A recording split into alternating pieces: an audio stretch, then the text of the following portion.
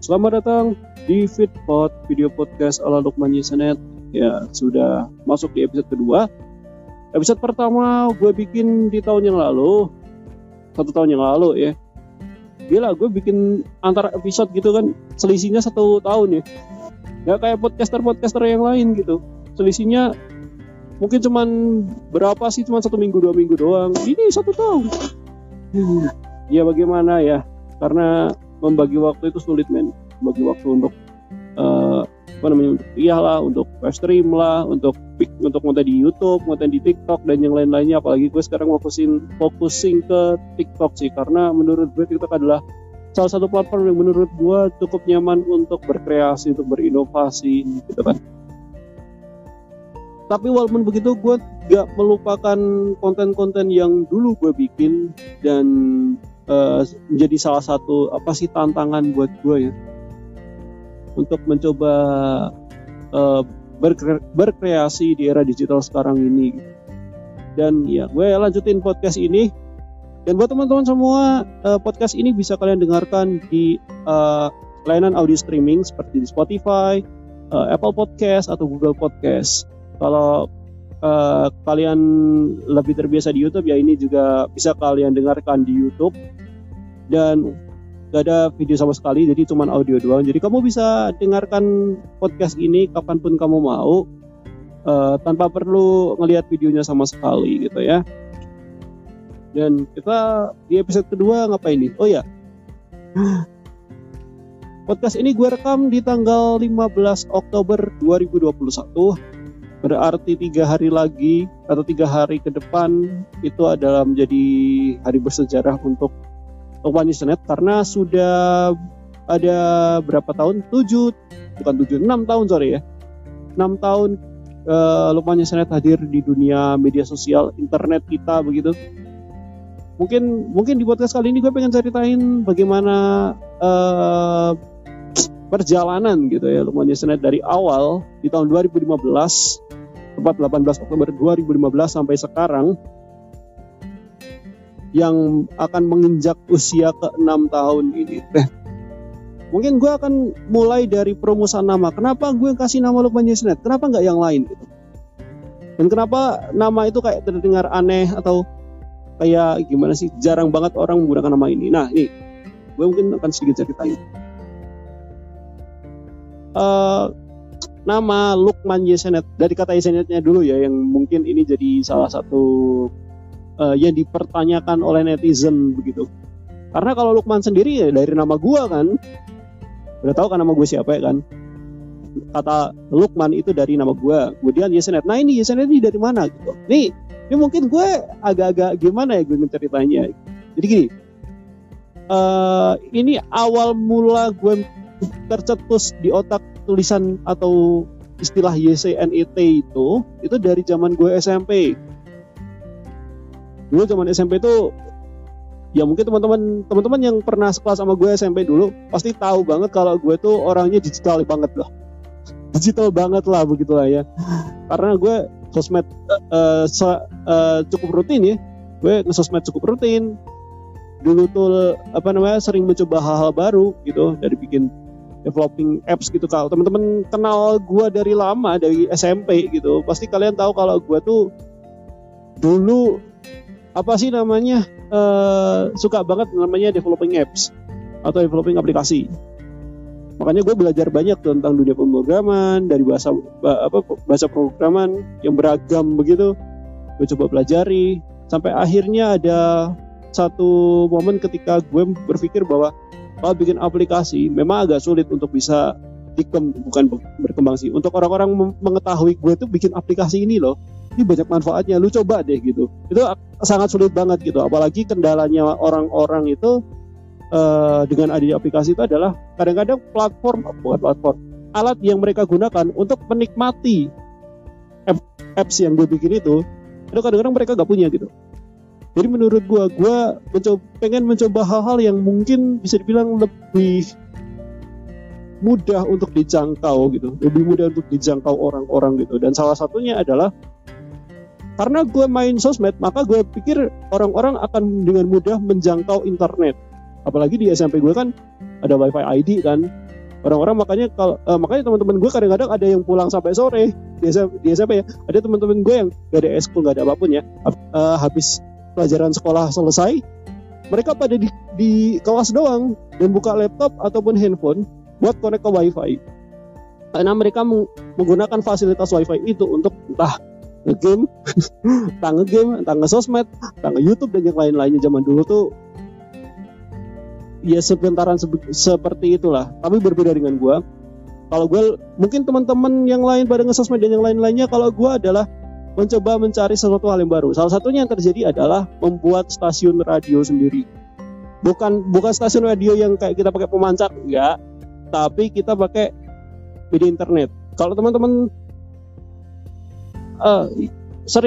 mungkin teman-teman ada yang masih mengakses radio-radio konvensional, tapi zaman sekarang mungkin di streaming di online gitu, kayak Prambors lah, kayak Hard Rock lah, kayak apalagi sih Trax, ataupun apalagi sih radio-radio yang di Indonesia yang streaming tuh, gue lupa ya, semacam begitu. Nah, gue terobsesi untuk mencoba membuat kayak portal station radio sendiri gitu. Nah, di situ gue coba pelajari dan gue bingung ngasih namanya apa untuk stasiun radio gue. Awalnya ada beberapa nama yang gue pakai, yaitu adalah yang pertama SPART atau SPART, yang kedua adalah YesNet ini. Nah, SPART itu gue ambil dari, kalau teman-teman mengikuti perkembangan pembaruan dari Windows 8 ke Windows 10, teman-teman pasti tahu Spartan ya. Project Spartan itu adalah project browser baru yang dibikin sama Microsoft buat menggantikan Internet Explorer itu saat developing Windows 10 kalau nggak salah. Nah, YesNet ini mungkin gue akan bilang saat itu gue nggak tahu kenapa gue memikirkan kata YesNet ini. Makanya kenapa kalau misalkan ada orang-orang yang tanya, YesNet itu apa? YesNet itu apa maksudnya gitu. Kalau kalian tanya di zaman itu, gue akan jawab gak ada artinya gitu. Karena ya gue nggak tahu kenapa kepikirannya di otak gue tulisin YesNet gitu doang.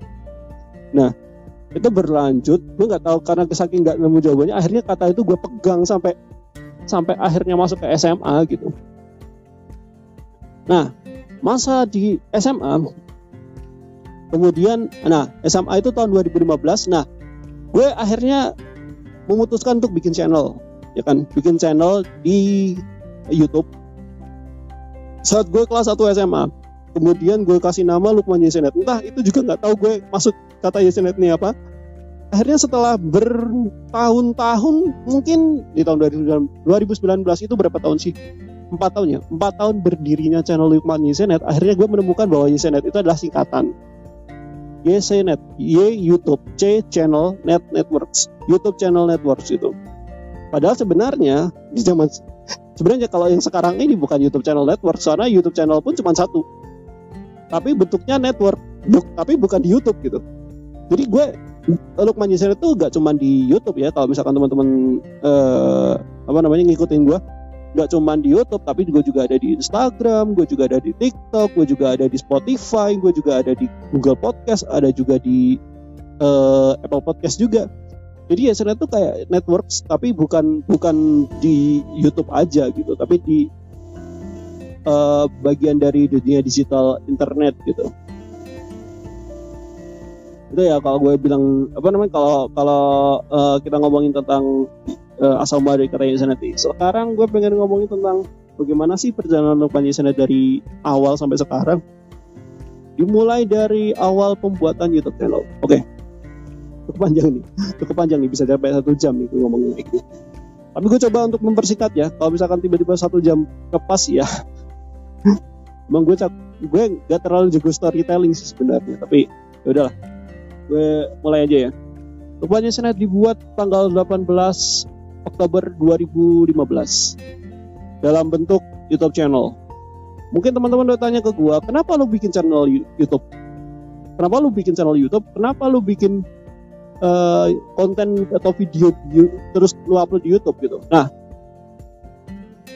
entah ini antara random atau enggak, ini awalnya dimulai dari dimana gua hanya bermodalkan webcam laptop dan gue bikin konten cover music. Karena saat itu gue tuh bener-bener lagi seneng-senengnya sama musik. Karena kan salah satu yang gue suka dari dunia seni adalah musik.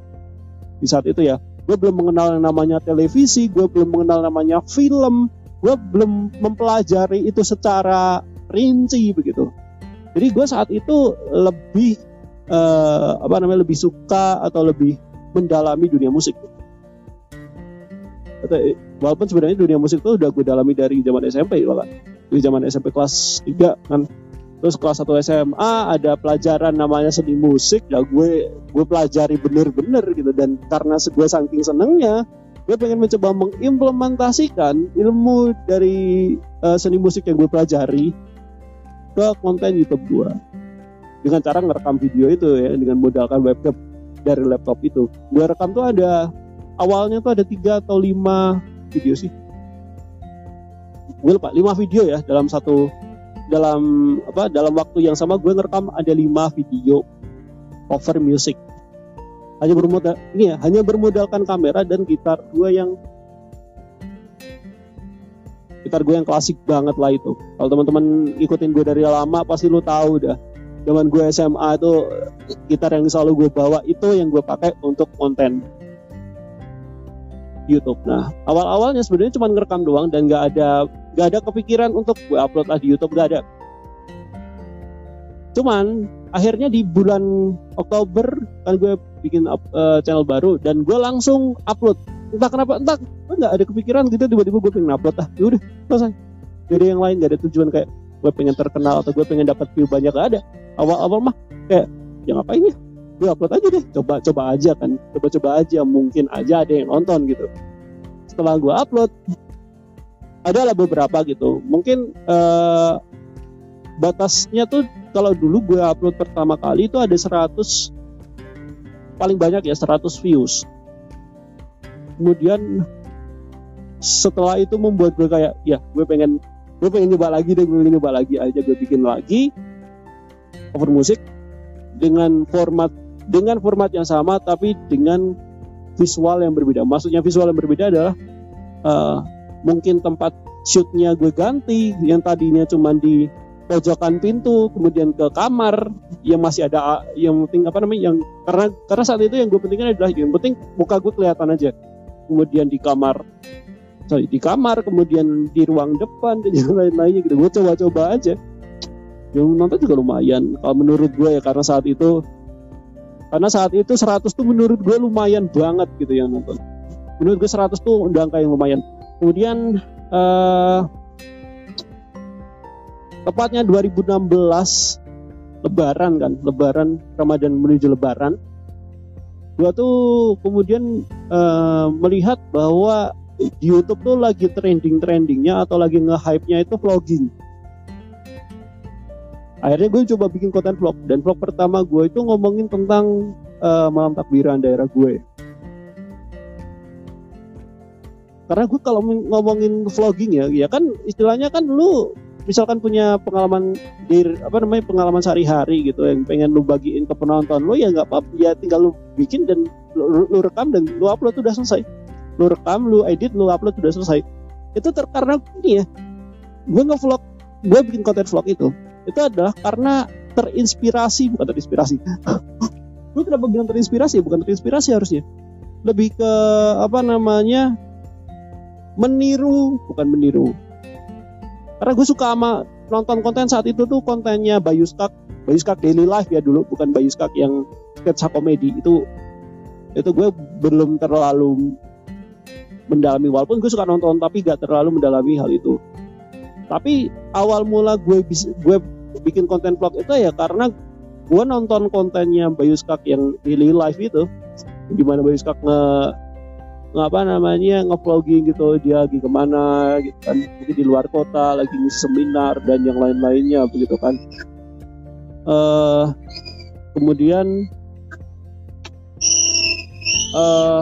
apalagi sih, setelah gue bikin konten vlog ya lumayan ya yang nonton ya, walaupun mungkin nggak terlalu sebanyak bikin cover lagu.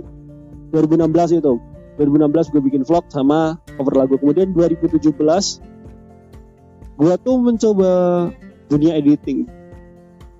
BTW gue karena gue seneng dunia editing saat itu, karena menurut gue kayaknya dalam produksi video, dalam produksi konten videografi atau sinematografi itu memang editing tuh salah satu unsur paling penting begitu. Karena kalau nggak diedit ya masa file mentahan lu upload kan nggak mungkin ya kan.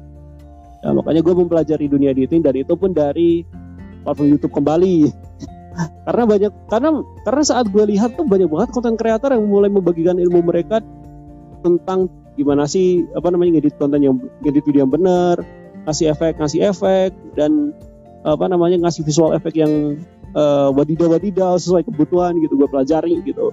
Dan akhirnya 2017 gue bikin konten tutorial, karena menurut gue apa yang gue pelajari dari tutorial dari content creator yang bagi ilmu itu, gue coba terapin, gue cobain ya gitu. Awalnya dari ilmu tuh gue cobain gitu kan, dikit-dikit bikin animasi A, B, C, D, E. Kalau udah selesai coba lagi bikin ngedit yang ini, terus pakai model transisi kayak gini, pakai efek yang kayak gini. Itu semuanya gue pelajarin, dan karena menurut gue ilmu itu udah gue dapetin dan gue serap dalam diri gue, akhirnya gue coba untuk implementasi dari apa yang gue dapatkan. Gue coba untuk menjelajahi lebih banyak terkait software yang gue pakai begitu, sehingga setelah itu semua gue dapatkan, gue akhirnya bikin konten tutorial. Sehingga konten tutorial pertama yang gue bikin tentang animasi logo Net TV itu kan paling banyak tuh sekarang di channel gue, dengan views paling banyak sekitar berapa sih? Gue coba cek dulu ya, gue agak lupa nih. Yang pasti udah lebih dari 15.000 deh.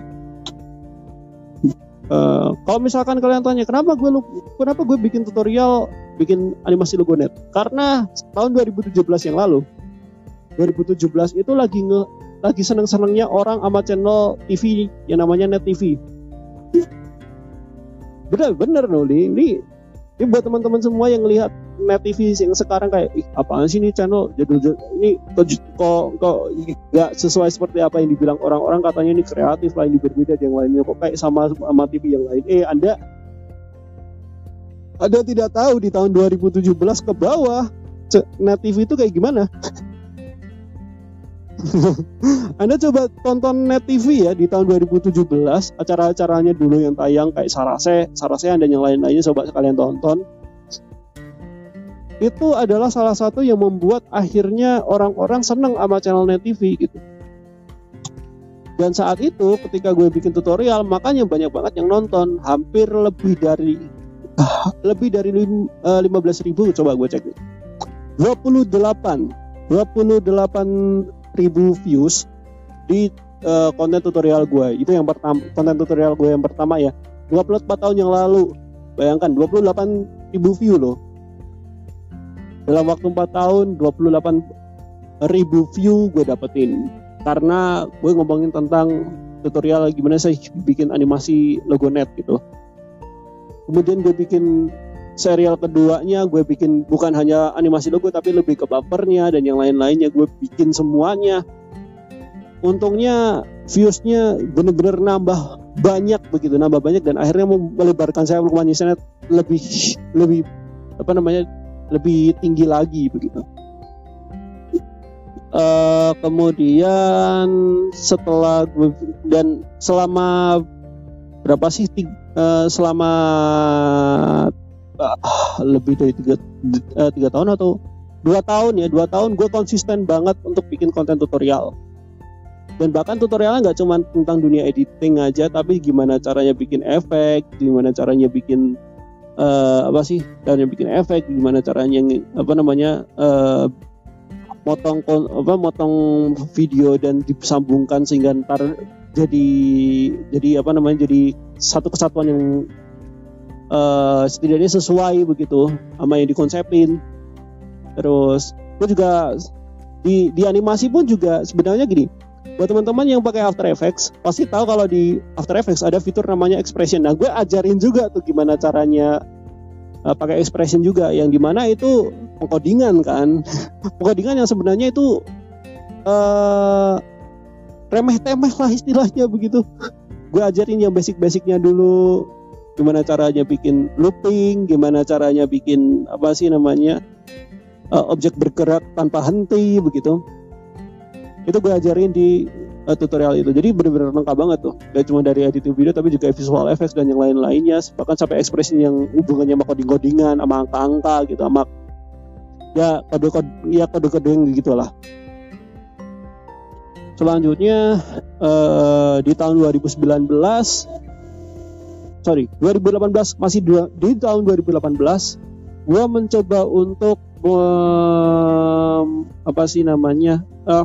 menerapkan ilmu editing yang gue dapatkan dari YouTube, dan akhirnya gue jadikan sebuah karya pertama gue, yang walaupun itu karya bisa gue bilang sampah, karena kalau dibanding dengan apa yang gue pelajari sampai sekarang tentang dunia film, itu 100% salah secara kaidah dan juga secara ilmu. Yaitu adalah karya pertama gue yang gue kasih nama 3 tahun yang berharga, yang dimana itu film gue bikin persembahan untuk angkatan gue di SMA, yang tayang sebelum acara wisuda purna siswa dilaksanakan. Jadi film itu gue bikin dan ditayangkan sebelum acara wisuda itu dimulai. Dan pengerjaan film itu tuh kurang lebih selama 1 minggu ya, 3 hari syuting, 4 hari editing. Jadi dalam 1 minggu 3 hari syuting, 4 hari untuk editing. Dan editing pun selesainya juga hamin berapa jam gitu kan. Dan untungnya semuanya dicek selesai, sempurna. Gue coba akhirnya ditayangkan lah di acara wisuda. Dan sambutannya luar biasa, gila, banyak banget yang suka sama konten itu, jadi thank you banget. Dan setelah konten film itu muncul dan banyak yang suka, akhirnya membuat Lumanisnet nambah lagi, sehingga kontenku juga bertambah. Yaitu adalah salah satu yang mungkin bisa bilang jadi andalannya, itu adalah mini films. Karena gue banyak banget bikin mini film. Karena gue juga bikin mini films gak cuma 3 tahun yang berharga. Gue juga sama tim teman-teman gue juga dulu di kampus juga bikin film juga untuk kompetisi. Judulnya Gurita. Itu untuk kompetisi PLN ya, video kompetisi PLN. Kemudian ada apalagi sih film yang gue bikin dulu juga, gue sebagai bagian dari tim editing dulu di SMA juga. Projectnya anak IPS dulu juga ada tuh, gue upload di situ. Jadi buat teman-teman yang penasaran silakan langsung aja ke YouTube gue, langsung cari aja di playlist mini films gitu aja. Di playlist channel gue lu cari aja mini film, lu tontonin aja. Terus setelah itu sering berjalannya waktu, gue mencoba untuk memperkaya cara gue berkonten. Jadi gak cuman tutorial, tapi gue juga coba bikin konten yang berbeda lagi. Adalah salah satunya dunia kuliah di tahun 2019, masih di tahun 2019. Itu adalah konten dunia kuliah, ngomongin tentang dunia perkuliahan lah istilahnya, perbedaan antara sekolah dan kuliah gitu, bagaimana kehidupannya gitu kan. Terus gue juga bikin konten yang mungkin bisa dibilang konten paling gilanya Lumanisnet, yaitu adalah konten shit posting, dimana gue mengomentari hal-hal yang terjadi di media sosial kita, yang terjadi di Indonesia, di dunia begitu, yang viral di internet gitu, dan gue tanggapin sebebas-bebas gue, setoksik-toksik gue, sekasar-kasarnya gue gitu. Jadi makanya kalau teman-teman nonton konten shit posting gue, itu lu jangan kaget kalau ketika gue berani ngomongin kata-kata yang bisa dibilang toksik gitu ya, kata-kata toksik, kata-kata swearing begitu, karena memang konsepnya begitu gitu. Jadi konten itu tuh sebenarnya kayak personality yang berbeda daripada Lumanisnet gitu. Ada beberapa konten yang gue bikin di shit posting tuh, ada gue ngeprank lewat Ome TV lah, gue ngomongin tentang review berita hoax yang sampah banget dari dulu sampai sekarang, ternyata masih aja lah aku dimakan sama orang-orang minim pendidikan gitu kan. Itu gue bikinin tuh, sampai gue bikin feedbacknya gitu. Jadi Jadi kan gue kan bikin video shit posting, kemudian banyak komentar tuh. Makanya gue bikinin konten namanya Bacotan Netizen 62 itu sebagai bentuk dari timbal balik gue ke teman-teman yang nonton konten shit posting itu. Baru satu video karena gue bingung mau ngelanjutin atau enggak. Karena kemarin tuh kalau teman-teman follow Twitter gue atau follow TikTok gue pernah ngomongin kalau gue mau bikin konten shit post lagi ngomongin tentang Ali Hamzah kemarin. Cuma gue nggak jadi karena menurut gue ngapain gue ngomongin tentang hal-hal yang sebenarnya remeh-temeh bisa diselesaikan dengan mudah, tapi harus diperpanjang lagi gitu. Jadi gue hold on dulu, tahan dulu untuk nggak bikin itu. Terus akhirnya di tahun 2020 gue mulai berkembang lagi untuk masalah konten. Gue bikinin video podcast yang sekarang lu dengerin ini, dan juga konten-konten seperti ngobrolin acara TV lah yang gue bikin di YouTube dari potongan live stream, dan juga konten native pun juga ada di TikTok juga, yang dimana itu sebenarnya pembahasan singkat begitu kan. Terus gue juga bikin konten live stream sampai sekarang Lukman Yusnet Live Show yang sudah berjalan 2 season ya. Season 1 udah ada 10 episode, season kedua sudah berjalan 5 episode, dan bukan besok ya, sekarang tanggal 15, jadi besok mungkin tanggal 18 gue akan bikin live stream juga Lukman Yusnet Live Show spesial 6 tahun Lukman Yusnet. Jadi udah, mungkin kalau teman-teman dengerin sekarang udah ada 6 episode ya gitu. Banyak banget gue bikin ini konten-konten. Sekarang malah gue kayaknya di YouTube lebih fokus untuk bikin konten live streaming kayaknya.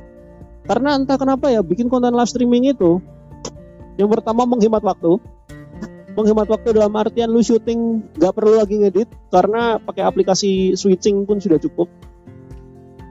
Walaupun mungkin persiapannya yang bikin akhirnya waktu itu lama gitu.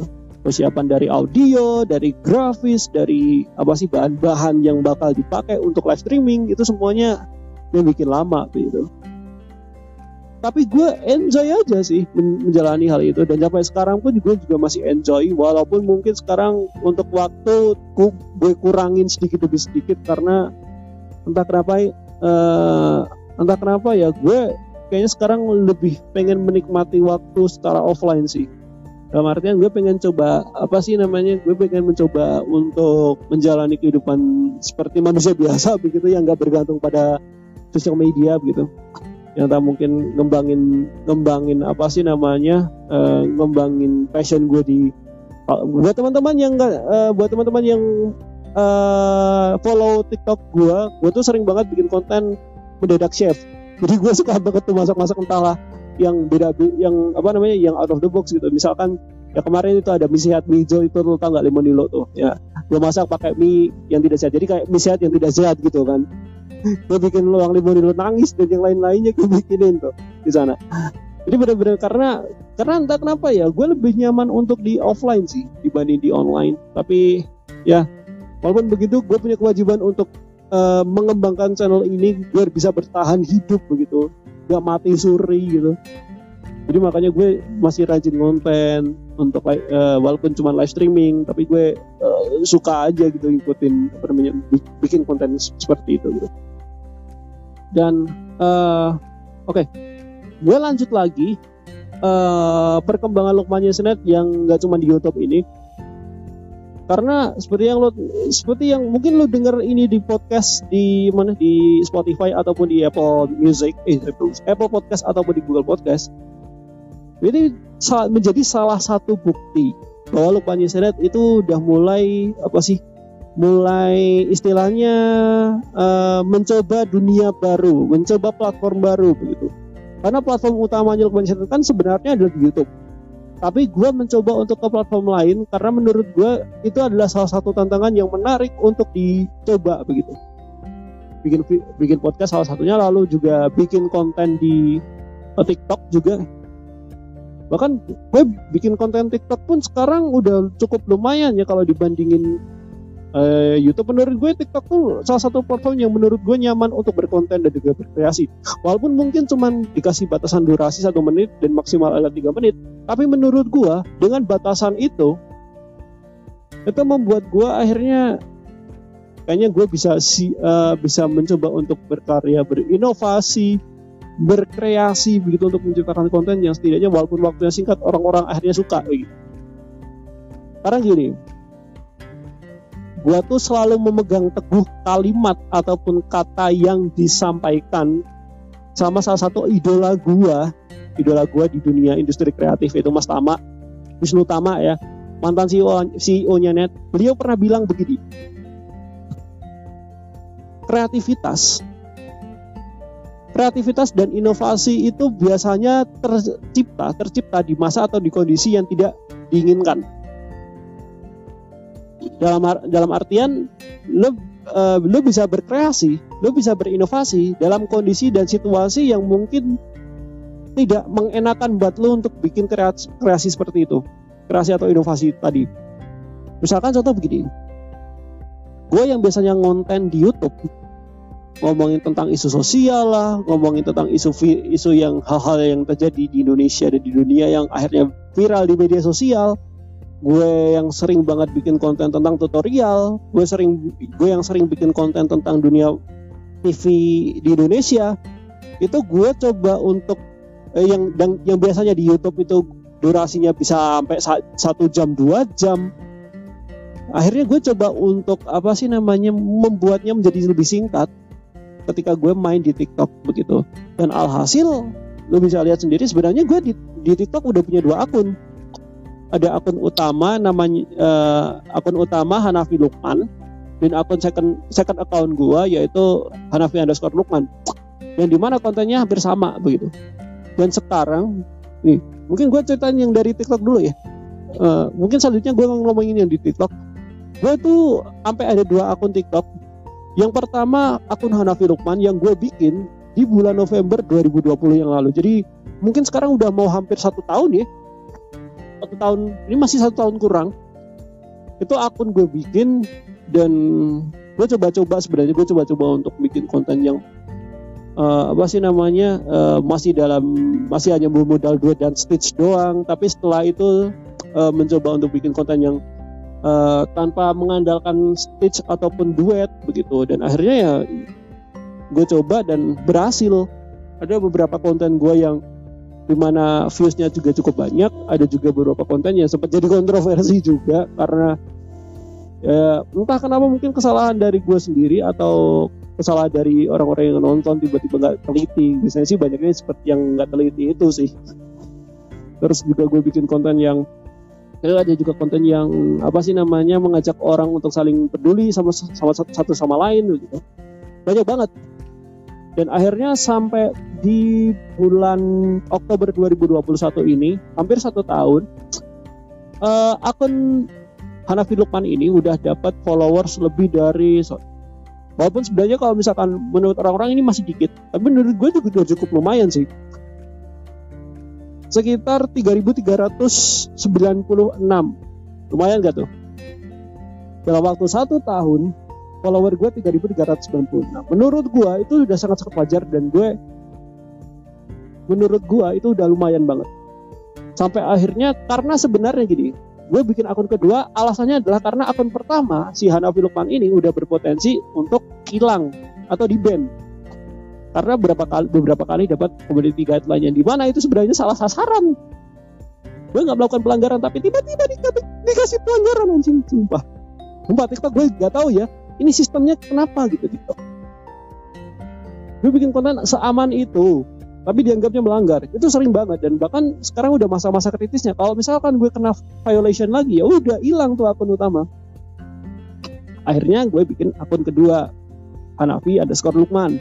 Gue bikin di bulan Februari 2021. Itu sebagai salah satu upaya gue untuk untuk berinovasi lebih lagi gitu. Karena gue bisa bilang Hanafi_Lukman ini adalah implementasi lebih gilanya dari Hanafi Lukman. Karena gue bisa bikin konten lebih beragam, lebih terpusat atau terfokus gitu. Terfokus dalam kalau misalkan gini, teman-teman semua yang follower Lukman Yesenet, follower akun pertama TikTok gue di Lukman Yesenet, yaitu adalah Hanafi Lukman. Teman-teman pasti tahu kalau gue tuh sering banget bikin konten tentang remember something. Remember Something ini adalah semacam konten di mana kita nostalgia hal-hal yang mengingatkan kita zaman dulu. Bagi contoh acara TV. Makanya gue sempat mengangkat ada beberapa acara TV yang dulu banget sering banget kita tonton gitu, kayak Cita Cana Cenut lah, kayak Hole in the Wall, apalagi tuh di sini ada setan, terus ada yang ngomongin iklan jadul gitu yang bikin bener-bener apa namanya masa-masa kecil kita zaman dulu gitu, dan yang lain-lainnya. Kemudian di akun Head of Lukman yang ini Hanafi Lukman itu gue juga bikin konten tentang apa sih namanya kayak gue tuh sebagai orang yang memegang kendali dalam ngasih violation atau apa sih namanya peringatan pelanggaran pedoman komunitas gitu.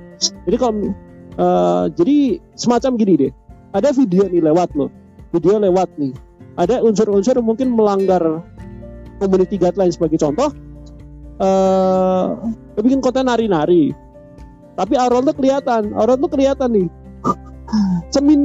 dengan pakaian seminim itu, dan bahkan sampai nyemplak istilahnya. Itu aja gue sebagai orang yang misalkan apa namanya mengatasnamakan orang yang ngurusin community guideline, gue ngeliat kayak gue ngerespon nih, di video nih berpotensi apa enggak sih? Ternyata gue bilang enggak karena aman gitu. Padahal sebenarnya enggak gitu. Jadi itu juga salah satu bentuk sarkastik gue, bentuk sarkas satir gue untuk pihak TikTok dalam ngasih community guideline gitu. Jadi gue itu salah satu ide gila gue sih sebenarnya, dan menariknya adalah itu ada yang nonton. Gue mikir gila nih orang kayaknya banyak banget yang ngalami seperti apa yang gue alamin gitu. Dan akhirnya konten itu sebenarnya itu masih belum gue terusin ya, karena ini kan berhenti di beberapa episode tuh. Gue kasih nama KPI, kaget kan lo? Konten di mana gue menyamar atau menjadi seperti seorang yang punya kendali community guideline itu gue kasih nama KPI. KPI bukan Komisi Penyiaran Indonesia ya, tapi itu singkatan dari Komisi Pertiktokan Indonesia. Aneh gak sih? Ada 6 konten pengawasan yang gue bikin. Ada 6 ya. Dan viewsnya juga lumayan banyak dibanding dengan konten-konten yang gue bikin selain itu.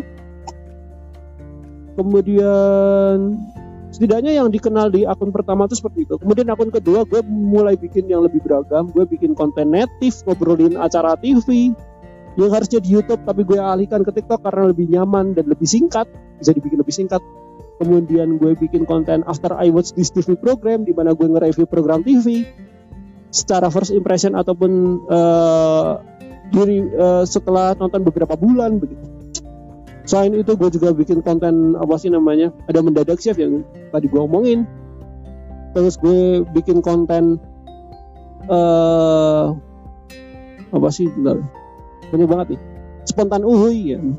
Kayak ada sketsa gitu kan, entah kayak hewan lagi disiksa, entah orang lagi ngapain begitu. Gue sebagai gue kayak isi atau ngedubbing begitu, ngedubbing tapi selucu-lucunya gitu. Yang walaupun mungkin sebenarnya garing kalau dubbingan gue sih. Ya kalau gini, kalau misalkan teman-teman yang pernah nonton konten acara spontan uhuy di SCTV, pasti kalian bisa ngebayangin bahwa gue tuh juga melakukan seperti itu di konten spontan uhuy di akun gue. Kemudian gue juga bikin konten tech traveling, gue ngomongin tentang dunia dunia teknologi dari zaman ke zaman begitu, menelusurinya gitu. Terus gue ngomongin tentang TV digital dan analog switch off, itu juga salah satu bentuk sosialisasi gue, karena gue juga ikut sosialisasi bareng teman-teman di Kominfo terkait dengan pelaksanaan analog switch off, di mana teman-teman segera bermigrasi ke siaran televisi digital begitu. Dan itu sambutannya cukup menarik, jadi ya lumayan, gue seneng banget. Dan ada satu konten baru yang gue bikin, yaitu adalah parodi iklan. Jadi ada beberapa iklan jadul yang mungkin memorable di ingatan kita begitu, gue bikin parodinya sekalian tuh. Jadi itu sekitar itu setidaknya konten-konten yang gue bikin di TikTok gitu selama 1 tahun, hampir 1 tahun ya. Dan itu adalah salah satu bentuk upaya gue Lukman Yesenet untuk memperluas network gue ke teman-teman semua yang follower TikTok ataupun subscriber YouTube gue juga, follower gue juga di sosmed, entah di IG, di Twitter ataupun di Facebook gitu. Nah, ya perjalanan 6 tahun menurut gue salah satu perjalanan yang luar biasa ya. Karena menurut gue ya, dalam lu berkarir atau berkonten atau berkreasi di dunia digital ini, sebenarnya indikator lu bisa mampu untuk nyaman atau mampu untuk berkreasi di platform tersebut itu setidaknya minimal adalah 5 tahun. 5 tahun pertama 5 tahun pertama lu berkonten itu adalah waktu minimum, mungkin menurut bisa gue bilang ini waktu minimum untuk lu merasa nyaman untuk berkonten.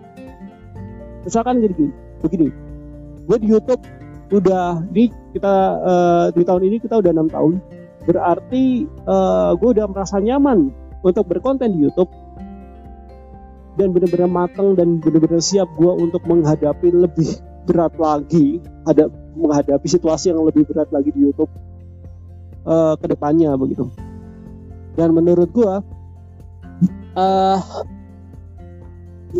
angka 5 tahun itu sebenarnya gini, kenapa gue bilang 5 tahun adalah usia minimum untuk lu nyaman dalam berkreasi, itu adalah karena kita ngelihat dari channel TV Net dulu nih. Net TV kan awal-awal dibuat kan 2013.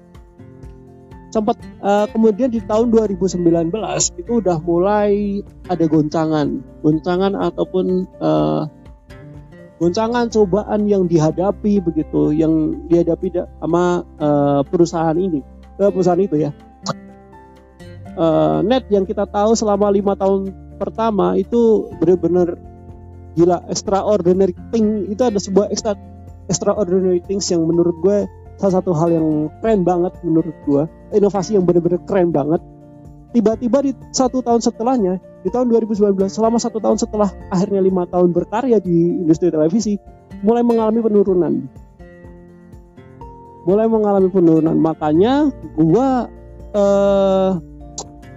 Makanya gue menilai bahwa sebuah perusahaan, entah sebuah perusahaan atau sebuah produk kreatif begitu, kalau mau apa sih istilahnya, dianggap produk itu atau produk itu bertahan lama atau bertahan di pasaran, bertahan terhadap persaingan, itu adalah minimal 5 tahun begitu menurut gue. Dan kalau misalkan bisa melewati 5 tahun persaingan tersebut, 5 tahun masa-masa tersebut, maka gue bisa bilang bahwa bahwa sebuah produk itu bisa bisa mengarungi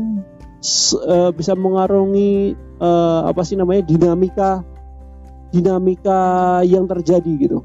Kayak misalkan seperti tadi industri televisi yaitu Net TV bisa mengarungi segala cobaan di tengah industri digital yang semakin berkembang, kemudian minat penonton yang juga semakin beragam gitu. Kemudian begitu contoh lain, misalkan channel YouTube gitu ya. 5 tahun tuh kalau misalkan bisa melewati 5 tahun perjalanan itu, maka tentu bisa dianggap mampu mengikuti arus, mampu mengikuti dinamika perkembangan platform YouTube yang berubah-ubah begitu, antara yang merugikan dan juga yang menguntungkan, semuanya bisa dihadapi begitu. Dan Lukman Yesenet udah 6 tahun dan ini udah lebih dari 5 tahun ya.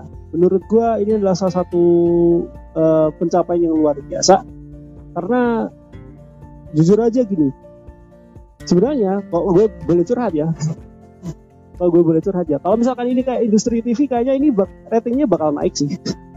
Gue pengen ngomongin bahwa sebenarnya channel YouTube Manjisnet itu pengennya tuh berhenti di tahun 2015 ngawur. 2015 udah mulai langsung berhenti ya. Sebenarnya gini, channel Manjisnet itu sebenarnya gue pengen berhenti konten tuh tahun 2020. Ayo, ada indikasi rating naik ya. Bukan TV itu. Jadi sebenarnya channel Manjisnet itu mau berhenti tahun 2020. Alasannya adalah karena gue merasa gue udah sangat sulit untuk menjadi seorang yang kreatif. Karena gini, tahun 2020 itu adalah masa-masa gue mentok-mentoknya kayak gue pengen bikin konten tutorial tapi gue bingung, gue pengen tuh bikin tutorial apa, gue nyari referensi gak ada yang menarik gitu. Gue pengen bikin konten film, masalahnya secara budgeting dan secara alat gue masih kekurangan.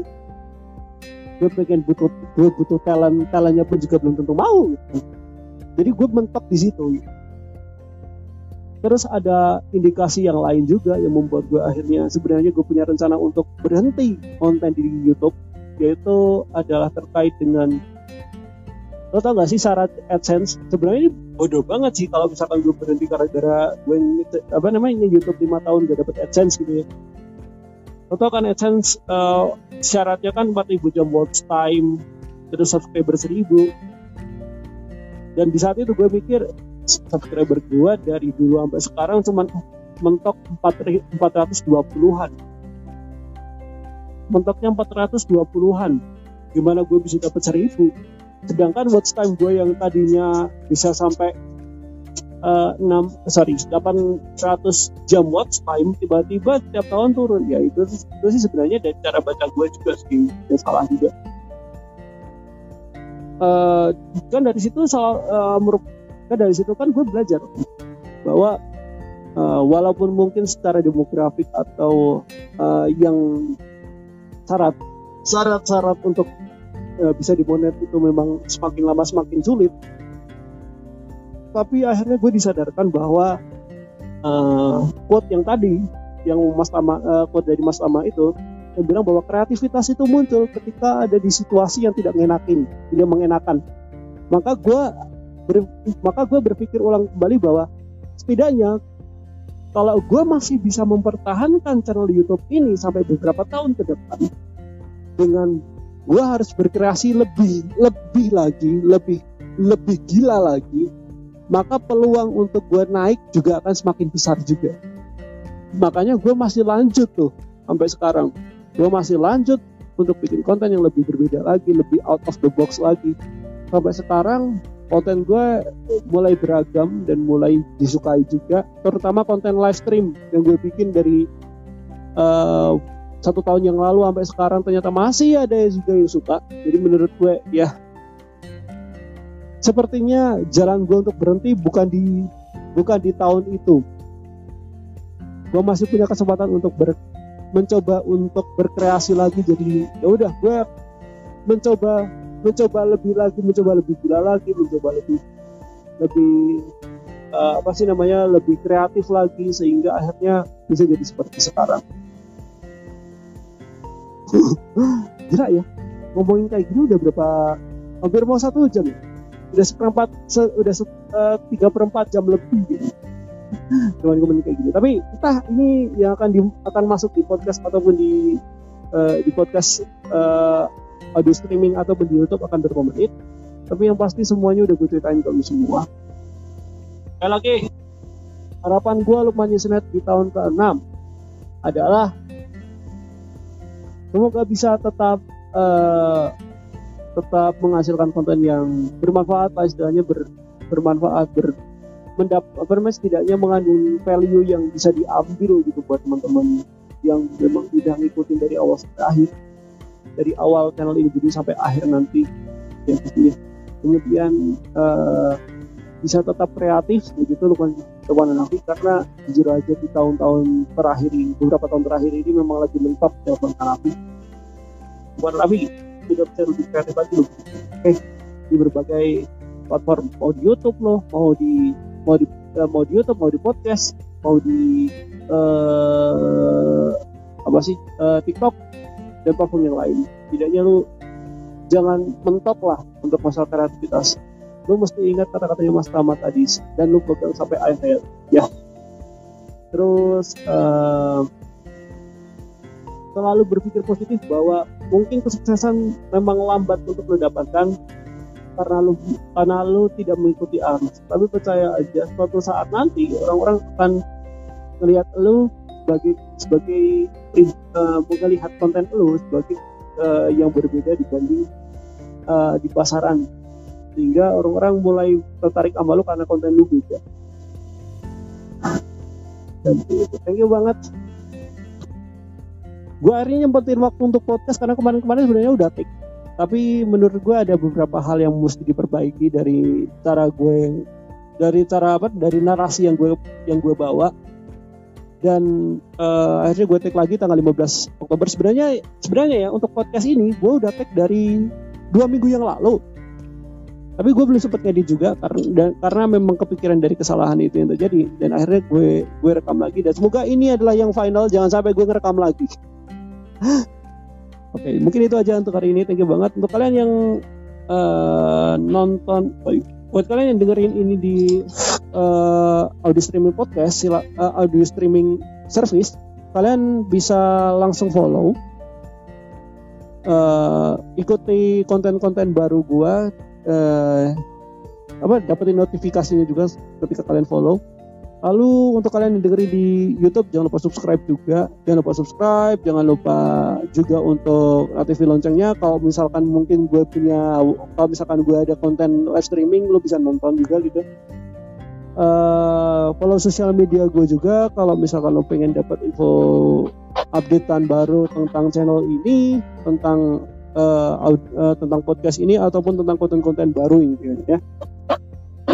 Yang pastinya stay healthy. Ingat pandemi masih ada di negeri kita, jadi tetap patuhi protokol kesehatan aja. Buat teman-teman yang dengerin ini mungkin sudah bukan di masa pandemi ya, selamat beraktivitas, tetap jaga kesehatan, jangan sampai sakit ya istilahnya.